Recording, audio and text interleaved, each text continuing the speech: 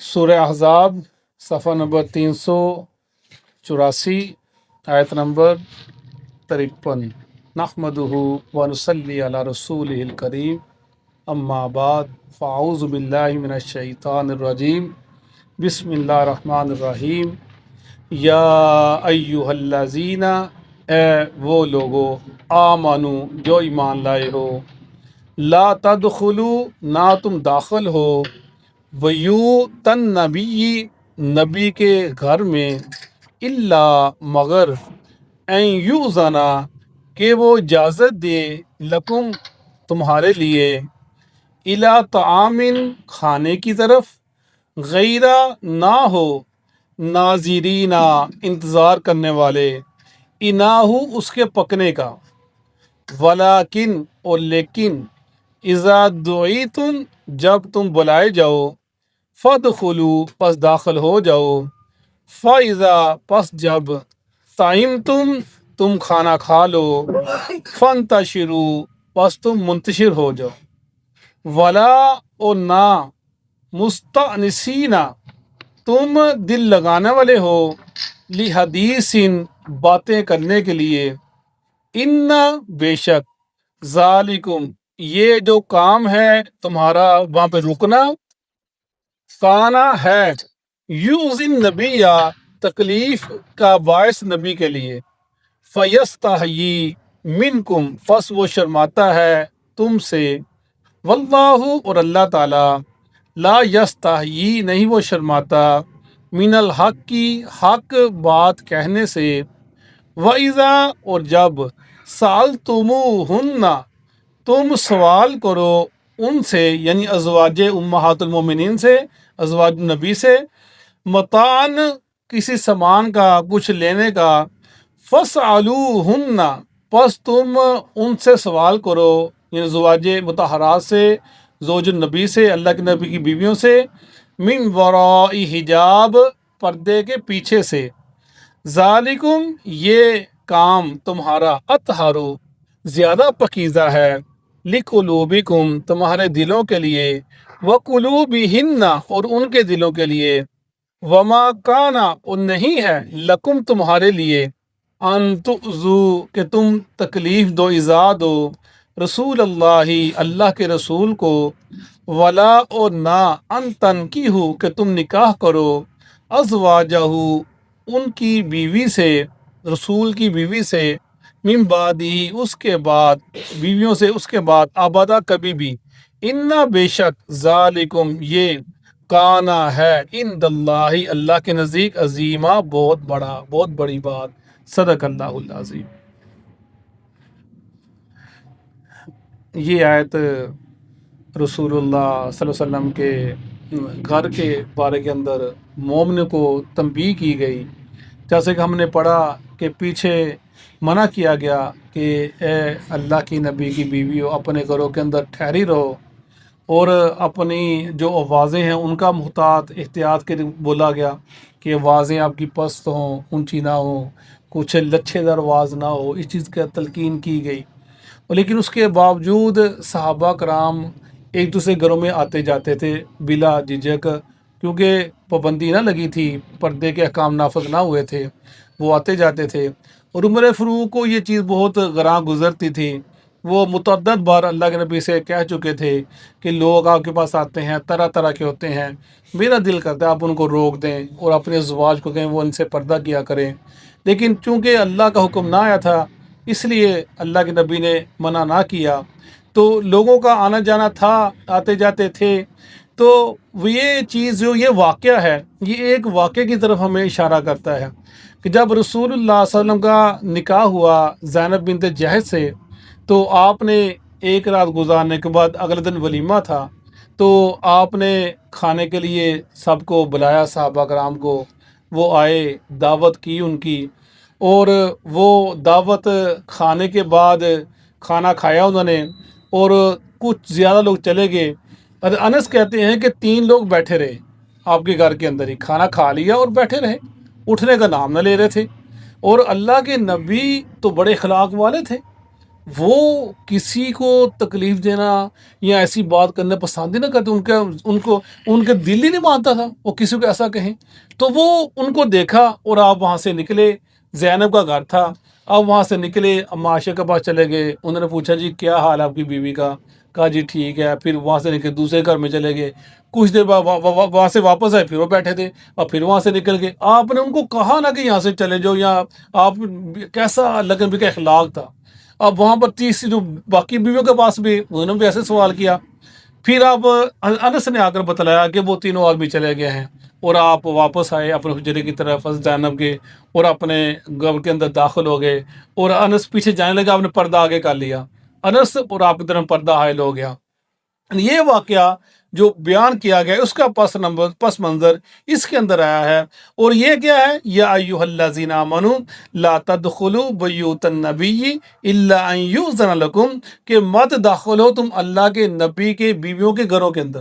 مت داخل ہو جو تم کے گھروں کے اندر مگر جب اجازت تم کو، جب وہ بلائیں تب تم نے آنا ہے، بغیر اجازت کے داخل نہیں ہونا. یہ ان کو حکم دیا گیا، بعد میں ہر کسی کے لیے عام حکم ہو گیا کہ جب بھی تم نے کسی کے گھر کے اندر جانا ہے اسے اجازت لینی ہے. 3 دفعہ دروازہ کھٹکھٹانا ہے. ناواز ہے تم نے اپنے گھر واپس سے، ناراض کی بات ہی کوئی نہیں ہے. پھر دروازہ کھٹکھٹانا ہے تو سائڈ پہ ہو کر کھڑے ہونا ہے، اور پھر کوشش کرنی ہے اندر تمہیں نظر نہ آ جائے. جیسے آپ نے ایک صحابی سے اسے کہا تھا جی اگر کوئی دیکھتا ہے ویسے دیکھنے کے لیے اس کی نظر اندر جاتی ہے، فرمایا اگر وہ اس کو اندر سے کوئی چیز مار کر اس کی آنکھ کو پھوڑ دے، اس کے اوپر کوئی قصاص بدلہ نہیں ہے. اس نے کیوں جانا اس کے گھر کے اندر؟ یعنی یہ چیزیں منع کر دی گئی کہ ہم نے داخل نہیں ہونا، اجازت لینی ہے. اور فرمایا الی طعام غیر ناظرین انہ، اور یہ کہ کھانے کے لیے جب اللہ نے آپ بلائے، لیکن یہ کہ تم انتظار کر رہے ہو کھانے کے لیے، یہ چیز مناسب نہیں ہے. یہ 2-3 چیزیں سمجھنے والی ہیں کہ کسی کے گھر کے داخل جب جانا ہو تو کوشش انسان کرے کہ کھانے کے وقت نہ آ جائے، کہ جب کھانے کا ٹائم ہو اس وقت نہ آ جائے، آگے پیچھے چلے جائے. کیونکہ گھر کے اندر انسان کے اپنے معاملات ہوتے ہیں، پتہ نہیں اتنا ذرا پکا نہیں پکا، پھر وہ ٹائم ایسا ہوتا ہے اس کے اپنے بچوں کا معاملہ، کھانا پینا کا بیٹھ جاتے ہیں، اور اوپر 5-6 مہمان چلے جائیں، پھر سارا نظام دربر ہو جاتا ہے. اللہ کو دعوت اور چیز ہوتی ہے. لیکن ایسے ہی بعض لوگوں کو عادت ہوتی ہے، بعض لوگوں کو کہ این کھانے کے ٹائم ہی کر کے جانا کسی کے پاس. این دوپہر کا وقت ہے 1 بجے 2 بجے کا، یا عشاء کا وقت ہے، یا صبح کا ناشتے کا ٹائم جو آج کل لوگ اٹھ جاتے ہیں، یہ ان کو عادت ہوتی ہے. بری عادت کہہ سکتے ہیں اس کو ہم، کہ کھانے کے ٹائم ہی جانا، اگلے کو تانگ کرنا. فرمایا یہ نہیں، غیر ناظرین، کہ تم انتظار کرتے رہو کہ کھانا پکے گا، کھانا تو بیٹھے رہو، یہ بھی نہیں ہے. یعنی فرمایا جب کھانے کی دعوت بھی ہو کسی گھر کے اندر تو اس وقت جاؤ جب وہ کھانا تیار ہو جائے، کہ بجائے تم جا کر بیٹھ جاؤ کہ اب کھانا پکے گا، انتظار کرتے رہو، اور وہ جو مہمان اپنا جو آگے بندہ ہے وہ پریشان ہو جائے. اب وہ تمہیں کیا کرے کہ تمہیں اب علیحدہ بٹھائے، کیا کرے، تم اہل خانے کے انتظام کرے نہ کرے، وہ گھر سے باہر جائے کیا کرے، وہ تو پریشان ہو جائے گا. فرمایا یہ نہیں ہے. تو یہ چیز اللہ کے نبی کے وہ صحابہ کرام بتائی گئی کہ جب میرا نبی بلائے تب جانا ہے، اور جا کر پہلے گھر میں نہیں بیٹھ جانا کہ اب کھانا پک رہا ہے تم انتظار کرنے شروع کر دو بیٹھ کے. تو یہ بات اللہ نبی کو تکلیف دے گی، اور اس وقت جانا ہے جب کھانا پک جائے. وَلَكِنْ إِذَا دُعِيتُمْ فَادْخُلُوا فَإِذَا طَعِمْتُمْ فَانْتَشِرُوا، جب تم وہ بلائے تم داخل ہو جاؤ کھانے کے لیے، اور جب وہ کھانا کھا لیں تو کھانا کھانے پر فانتشروا، نکل جاؤ اپنے گھروں میں. وہ وَلَا مُسْتَأْنِسِينَ لِحَدِيثٍ، اور تم دل لگا کر باتیں کرنے میں نہ ہو جاؤ. یعنی گھر میں بیٹھ کر باتیں، اب وہ چاہ رہا ہے، اس نے کھانا بھی کھلایا، سارا کچھ کر لیا، اب اور معاملے، برتنوں کو سمیٹنا، کام کرنا، چھوٹے موٹے معاملے، اور تم بیٹھے اپنی باتیں شروع کر دو سارے معاملے. یعنی یہ آداب بتلائے گئے ہیں کسی کے گھر کے اندر جانے کے، آداب بتلائے گئے ہیں کھانا کھانے کے، آداب بتلائے گئے کھانا کھلانے کے. یہ چیز بتلائی گئی ہے. بات اللہ کے نبی کی زندگی کی ہے، آپ کے گھر کا واقعہ ہے، لیکن مثال پوری قوم کے لیے، امت مسلمہ کے لیے ہے.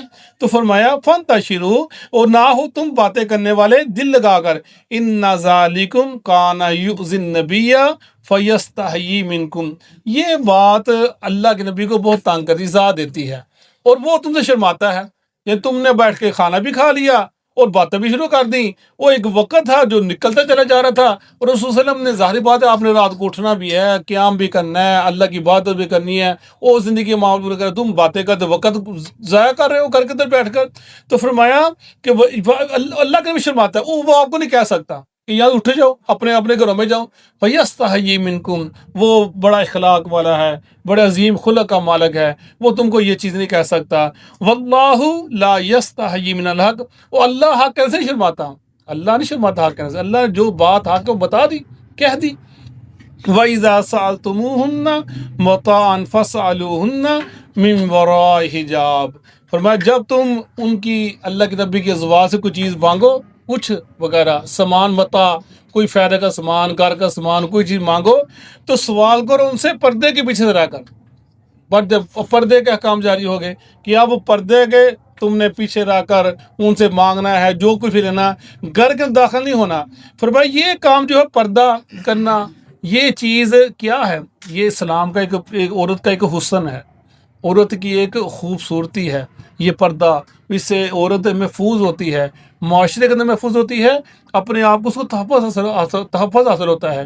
یعنی یہ فرمایا ورا حجاب، جو لوگ کہتے ہیں یہ چیز دل کا پردہ ہے، اندر کا پردہ ہے، وہ ان آیات کا مذاق اڑاتے ہیں. ورا حجاب کہ پردے کے پیچھے سے نہیں جی، پردہ تو انسان کے اندر کا ہوتا ہے، آنکھوں کا ہوتا ہے، چہرے کا کیا ہوتا ہے.